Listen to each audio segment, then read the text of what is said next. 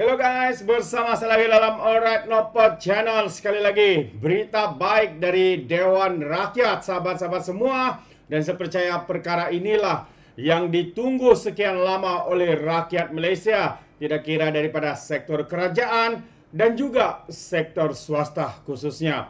Dan ketika itu soalan daripada MP PAS ya, ketika memberikan soalan kepada YB Rafizi Ramli. YB Rafizi Ramli dengan tenang menjawab soalan itu. Sebelum itu, ya soalan daripada Pasir Gudang ya berkaitan dengan isu ini. Jadi sahabat semua, sebelum saya bersama dengan Anda untuk mendengar ya apakah perkara baik ini, jangan lupa juga untuk terus support Alright Nopod Channel dengan cara tekan butang subscribe, like dan share. So mari kita tonton dan juga dengar pencerahan daripada YB Rafizi Ramli.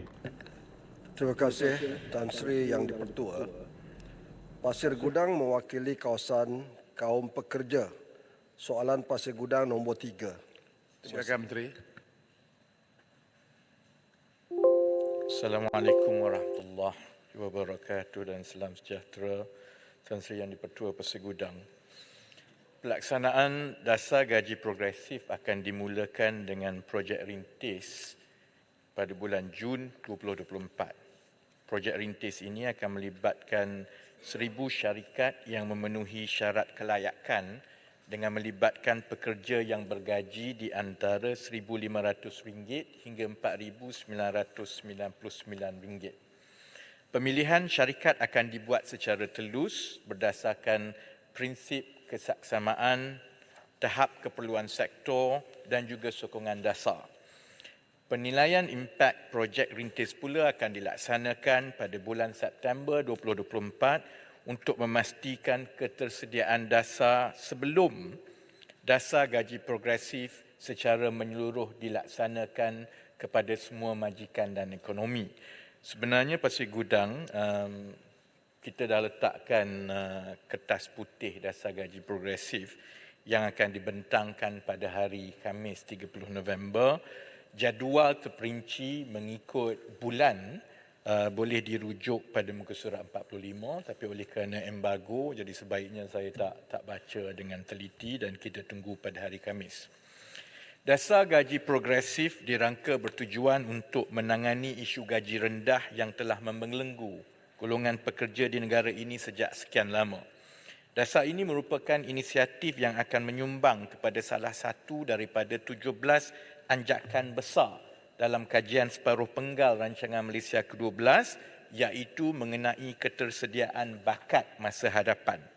Dasar ini bertujuan untuk mereformasi struktur gaji pekerja Malaysia, terutamanya di sektor swasta, supaya gaji dapat ditingkatkan secara progresif seiring dengan produktiviti dan ekonomi negara dapat maju ke rantaian nilai yang lebih tinggi.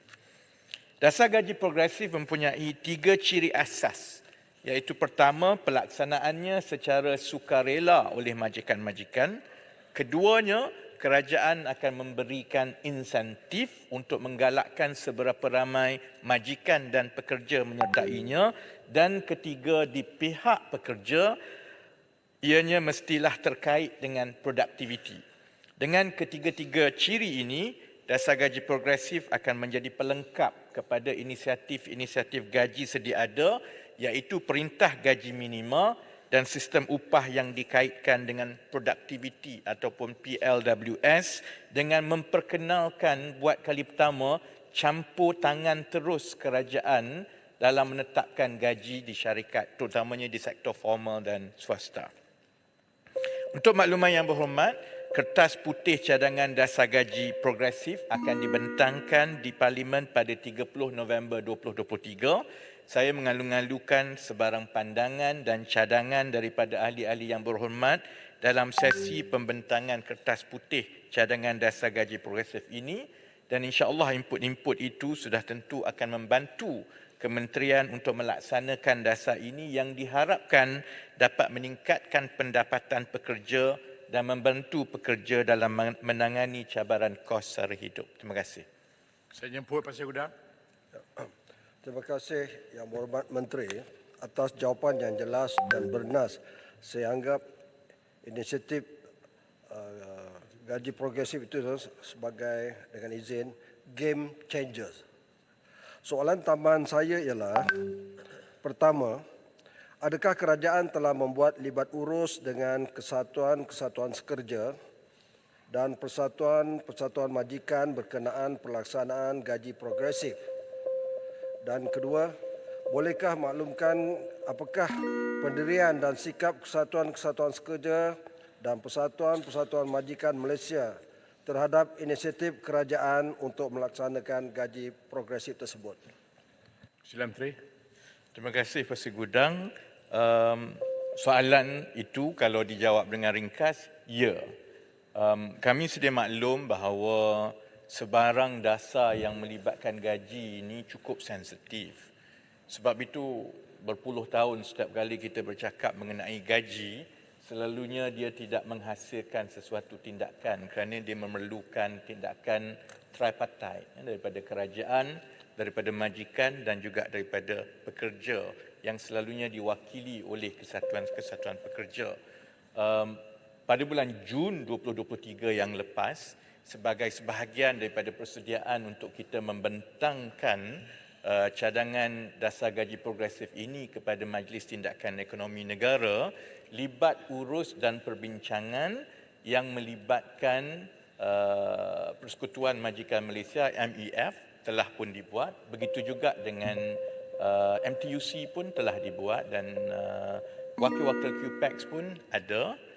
Walaupun dia lebih kepada MTUC dan kurang kepada QPEX kerana dasar ini lebih tertumpu kepada sektor formal di pihak swasta, dan semasa pembentangan dibuat kepada Majlis Tindakan Ekonomi Negara yang telah mengangkat dan meluluskan dasar gaji progresif ini untuk kerajaan, sebenarnya wakil daripada MEF dan juga MTUC pun memang sudah ada di dalam perbincangan tersebut.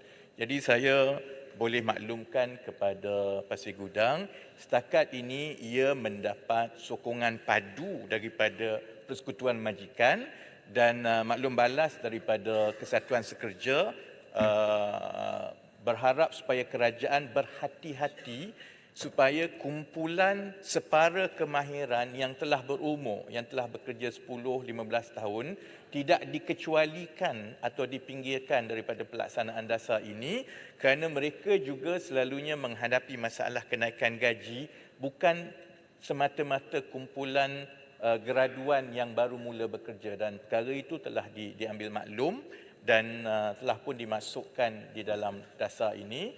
Dan akhir sekali, satu lagi kumpulan yang telah pun kita semak ialah sebenarnya pekerja sendiri, dan satu kaji selidik umum telah dibuat pada bulan Mei 2023 untuk mengenal pasti penerimaan dan pandangan pekerja yang tidak diwakili oleh melalui Kesatuan Sekerja ni, dan 62% bersetuju dan menyokong penuh dengan dasar gaji progresif ini. Terima kasih. Ya. Saya jemput Kuala Terengganu. Ya. Terima kasih Tan Sri Pengerusi. Melalui pelaksanaan gaji progresif ini, adakah kerajaan bersedia melaksanakan pelarasan gaji bagi pekerja di sektor awam yang masih mempunyai gaji minimum serendah 1,200, dan apakah kerajaan bercadang untuk menaikkan kadar imbuhan tetap perumahan daripada RM350 kepada RM450 selepas pelaksanaan dasar gaji progresif. Di Malaysia, Kementerian Sumber Manusia menggariskan The Malaysia Standard Classification of Occupation (MASCO) untuk menentukan jenis pekerjaan-pekerja yang memaparkan 5 peringkat pengkelasan dalam MASCO 2020. Tidak semua pekerjaan yang wujud ini mengikut klasifikasi yang ditetapkan oleh MASCO.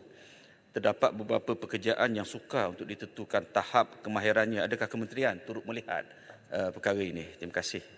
Sila Menteri. Terima kasih Kuala Terengganu. Kita ada sekitar 7 juta lebih pekerja sektor formal. 9 juta lebih pekerja sektor formal. 1.5 juta itu di dalam sektor awam. Selebihnya itu di dalam sektor swasta. Sebab itu dalam usaha kerajaan untuk menaikkan gaji rakyat, tumpuan itu dipecahkan kepada 2. penyelarasan untuk memastikan kenaikan gaji dan juga semakan imbuhan-imbuhan pekerja awam itu diuruskan oleh Perdana Menteri. Yang amat bertambun kerana dan ada pasukannya dengan Ketua Sesama Negara, Ketua Pengarah Perkhidmatan Awam dan sebagainya. Perkara itu adalah kerana ia lebih mudah dibuat kerana ia adalah semakan kerajaan. Cuma ia perlu bergantung kepada kemampuan kerajaan. Untuk pekerja swasta, sebab itu kita perlukan dasar gaji progresif.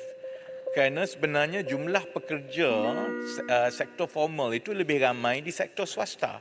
Tapi kalau penyelarasan itu dibuat dari satu masa ke satu masa dan hanya tertumpu kepada sektor awam, itu yang menyebabkan kadar gaji di negara kita ini tidak naik, malah makin menurun. Sebab itu kita lakukan secara bersepadu, yang di dalam sektor awam itu diuruskan secara dalaman dan memang sedang berjalan perbincangan, dan yang itu sebaiknya Yang Amat Berhormat Perdana Menteri kalau ada keperluan boleh bagi maklum balas. Yang menjadi tanggungjawab saya ialah yang lebih ramai di dalam sektor swasta ini. Dan yang ini sebab bukan kerajaan yang bayar. Jadi kalau kita suruh pun, kita buat peraturan pun, kalau dia tak mampu, majikan dia tak mampu lah. Jadi sebab itu kita berharap apabila kedua-dua perkara ini berjalan serentak, dan insya-Allah itu akan berlaku lebih adil dan tidak timbul lagi seperti sebelum-sebelum ini selalu ada rungutan yang selalu mendapat tumpuan hanya pekerja di sektor awam. Apa yang kerajaan buat kepada sektor swasta yang kadang-kadang 4-5 tahun tidak ada kenaikan gaji. Insya-Allah dalam tahun 2024 kita akan mula melihat langkah yang bersepadu itu yang akan memberi kelebihan kepada pekerja-pekerja di sektor awam dan juga sektor swasta. Terima kasih. Baik, saya jemput Datuk Wira, Dr. Ku Abdul Rahman bin Ku Ismail, Kubang Pasu. Terima kasih. Tan si Speaker, soalan saya nombor Terbaik sahabat-sahabat semua. Itu yang saya katakan.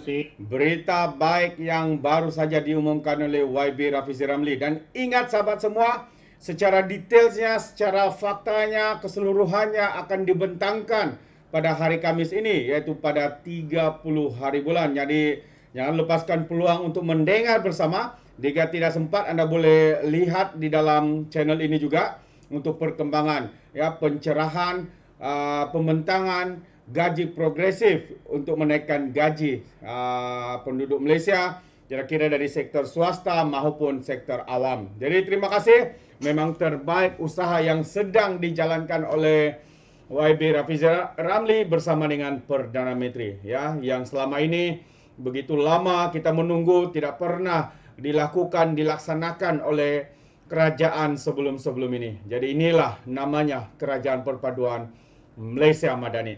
Terima kasih. Kiranya anda memberikan sebarang komen juga, anda boleh berikan komen dalam ruangan komen.